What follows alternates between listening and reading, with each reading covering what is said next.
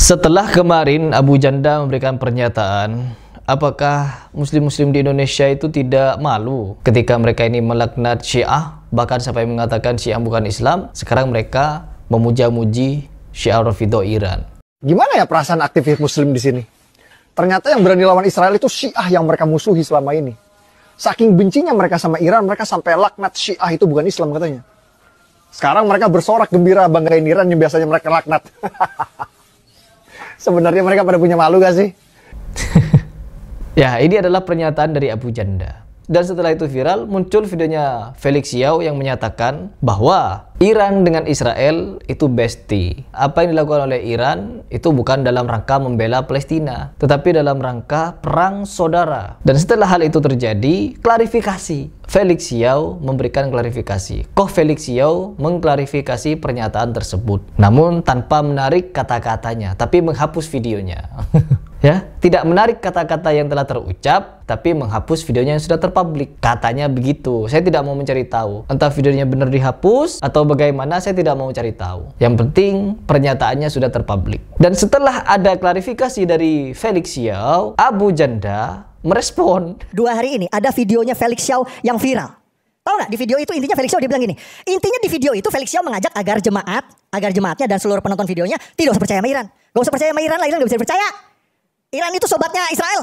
Kata Abu Janda, Felix Yao itu adalah agen Mossad, agen Barat dan lain sebagainya. Felix Yao ini memulai karirnya dari organisasi yang namanya Hizbut Tahrir. Hizbut Tahrir itu adalah organisasi khilafah yang Bang Aiman harus tahu markas besarnya di London. Ya. Jadi kalau ada yang mau, kalau adik-adik atau penonton semua ini mau mencurigai siapa antek Barat atau agen Mossad, curigailah Felix Yao. Teman-teman sekalian, kembali video klarifikasi harus aku buat. Sebenarnya aku malu dengan video klarifikasi ini, tapi aku pikir seluruh rakyat Indonesia harus tahu kebenarannya. Ceritanya pada saat itu, teman-teman sekalian, itu tahun 2007 dan aku baru nikah dan aku masih sulit banget secara ekonomi. Dan aku juga nggak tahu pada saat itu karena nggak ada satupun pekerjaan yang bisa aku lakukan. Sehingga pada saat itu teman-teman sekalian, mau nggak mau karena himpitan ekonomi dan keperluan keluarga, akhirnya aku harus menjadi agen pulsa. Serius. Nah terus setahun aja tuh aku jadi agen pulsa terus tutup. Ya alhamdulillah ya. Itu salah satu usaha yang pernah aku jalani ya.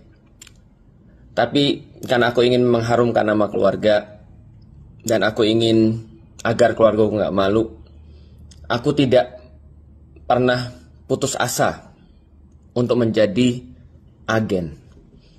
Karena itu sekarang aku dan Ummu Alila mengembangkan agen perjalanan wisata.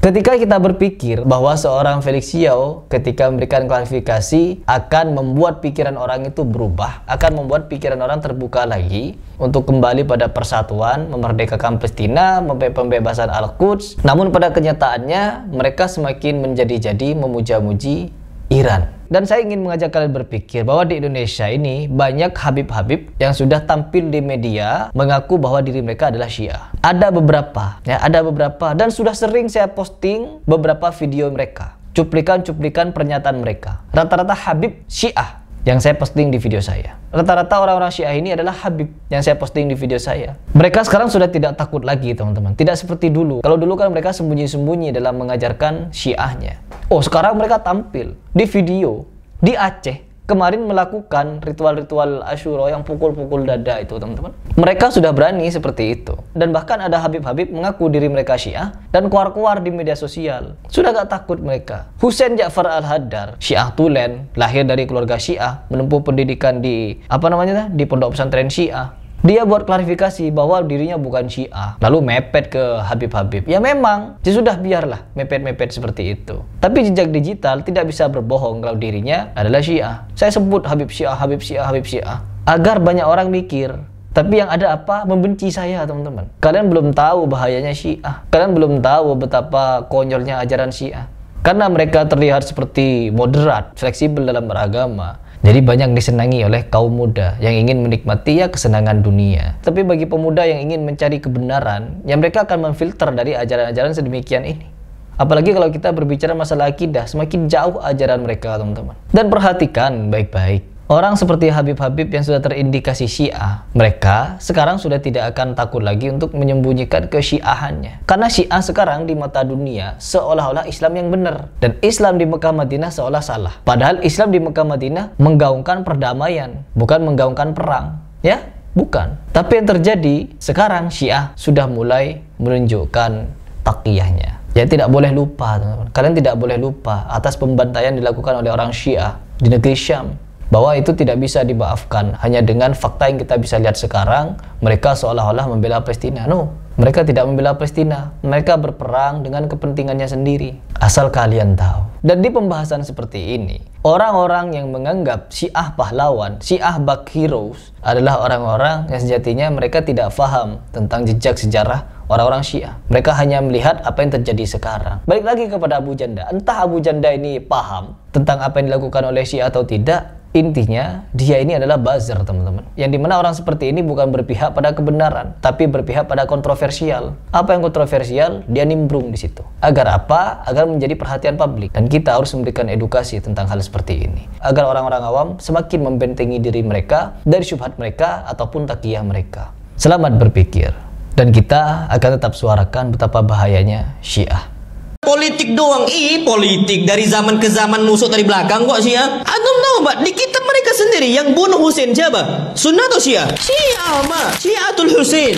Itu Pak antum cari, dan Anda pernah nulis itu Pak. Yang membunuh Husain, Syiatul Husain. Yang mendukung siapa? Husain. Dan itu diakui oleh mereka sendiri. Pengkhianat mereka tuh Pak, pengkhianat dari zaman ke zaman. شمر كان من شخصيات شيعة أمير المؤمنين. شمر قتل الحسين كان يصلي وراء أمير المؤمنين، يسمع خطاباته ومواعظه. Orang-orang Syiah itu main balik layar. Atau melihat yang rusak di Suriah, itu yang rusak di Suriah tuh Pak. Tangan kanan siapa? Syiah Pak, Iran yang dukung. Yaman Houthi-nya siapa yang gerakkan? Iran Pak. Main di belakang, dia main cantik Pak. Wa illa aslinya mereka ini munafik, pengkhianat, yang suka istilahnya lempar batu sembunyi apa? Tangan. Persis Pak sama abang kandung mereka siapa? Yahud. Antum tahu Pak, agama Syiah itu nenek moyangnya itu Abdullah bin Saba, Sabaiyah. Sabaiyah ini pengikutnya Abdullah bin Saba. Yahudi Pak, Yahudi, dan itu diikuti.